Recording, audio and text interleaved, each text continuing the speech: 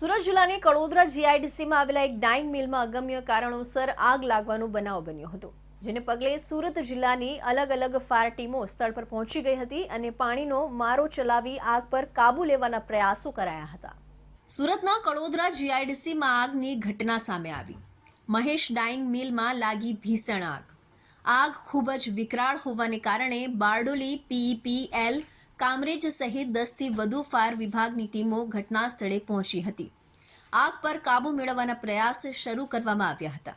Dying અને printing મિલ હોવાને કારણે આગમાં આખી મિલ બળીને ખાખ થઈ ગઈ હતી। Bardoli fire, Surat SMC, Hojiwala fire, PPL, Kamrej ERC સહિત 10 થી વધુ ટીમો ઘટના સ્થળે પહોંચ્યા હતા। આશરે 5 કલાક બાદ મધઅંશે આગ પર કાબુ મેળવાયો હતો અને કુલિંગની પ્રક્રિયા કરવામાં આવી રહી છે। આશરે 20 કરોડથી વધુનું નુકસાન થયું હોવાની આશંકા સેવાઈ રહી છે। સદનસીબે આગમાં કોઈ જાનહાનિ થવા પામી ન હતી। હાલ પોલીસ અને ફાયર વિભાગે આગ કયા કારણસર લાગી તે મુદ્દે તપાસ હાથ ધરી છે। સવારે 8 વાગે અમને કોલ મળ્યો હતો કે તાતી થયાની અંદર ફેક્ટરીમાં આગ છે। કોલ મળતાની સાથે જ થોડાક સમયમાં અમે ઘટના સ્થળે પહોંચી ગયા હતા અને હાલ સંપૂર્ણ આગ કાબૂમાં છે।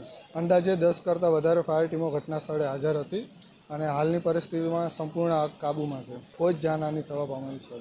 કડોદરા જીઆઈડીસી ખાતે ડાઇંગ મિલમાં લાગેલી આગની ઘટનામાં આશરે 20 કરોડથી વધુનું નુકસાન થવાની આશંકા સેવાઈ રહી છે।